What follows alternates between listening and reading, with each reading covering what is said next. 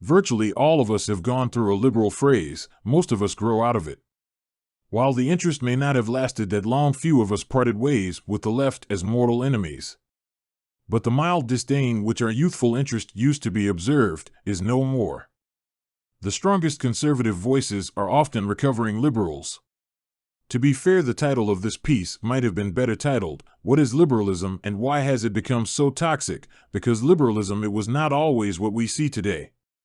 Liberals led the fight against slavery and many other civil rights movements. Liberalism meant freedom from physical and mental oppression to so many of us. Liberalism's message was that if we were free, we would all live better lives. But there was an enemy in our midst. The state was initially viewed as the enemy of the liberal agenda. As liberalism became toxic, it was simultaneously being ingested by the state. When liberalism was liberal, it was a conservative state that fought against reform. It was the conservatives who opposed opening the door to new liberties. Conservatives truly were the reactionaries. How things have changed. It is not that conservatives have become liberal. They still hold back reformist policy. In many ways, conservatives remain old school and still look back to an imaginary better time, if not to a golden age. But now liberals see themselves as progressives, as a party even more devoted to constant and radical change. But it gets more difficult to make any sense of this apparent devotion to change for the sake of change. Conservatives appear to oppose any and all change, and liberals appear to embrace every reform, no matter how bizarre or abnormal. No wonder the divisions grow deeper. If we postulate, for the sake of argument, that the world is not perfect and changes had to be made, it follows that obfuscation of the right was never helpful. If we acknowledge the liberals were technically right in their desire to change things, then have we any right to ask what happened between the civil rights movement of the 60s and drag queen story hour of 2022? Change is change and always good is the liberal mantra. Yet not even they believe this. What happened to liberalism is what happened to the 60s movement. The right found a way to profit from rebellion. It is remarked the right never lets a crisis go to waste. There is always a way to profit from it. If this is so, surely there are many ways to profit from a mass movement. Being a hippie got trendy and the civil rights movement became a growth industry.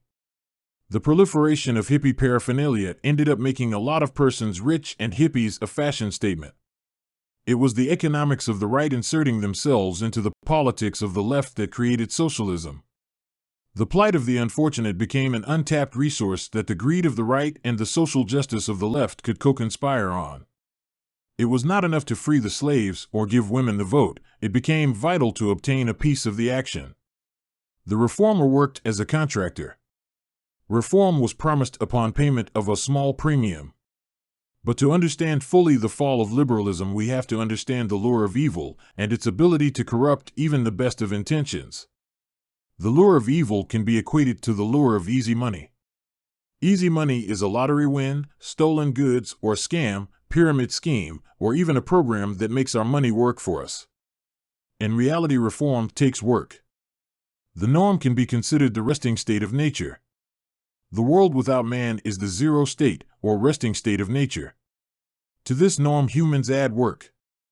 According to the laws of physics, established by an incredibly brilliant British white man called Isaac Newton, a body at rest remains at rest and a body in motion remains in motion, until the body in motion meets a body at rest with sufficient mass to absorb the energy of the motion. Work adds value to the resting state. This changes the state, and in doing so it changes the asset worked on.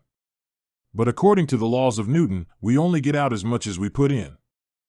If the person steals, defrauds, wins a bet, or puts their money to work, there is a potential for large payoffs for little work.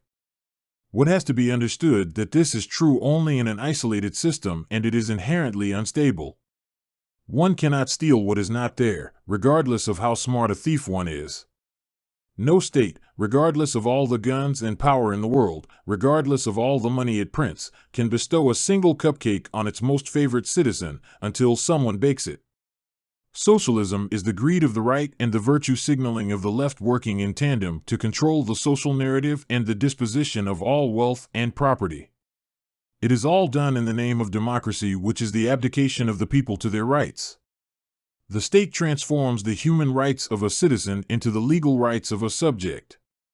Man becomes domesticated under the transformative power of the regulatory state. Why worry, says the subject, when the state will always provide? But what is not established is who will bake the cupcake and who will allocate the crumbs. This is why liberalism is toxic. If normalcy is a reconciled account, then social toxicity measures how many accounts are in arrears and the balance on average. When too few bake and too many eat, there is general impoverishment. When the plight of our fellow man has become an asset and benefit to business interests and service organizations, the very system we live in is toxic. When we reach out only to those who have a bounty attached to their identity, or help is given on a profit per unit basis, we are as venomous serpents poisoning everyone with our touch. But it is the new liberalism, and it is toxic, destructive, and needs to be excised from the body politic.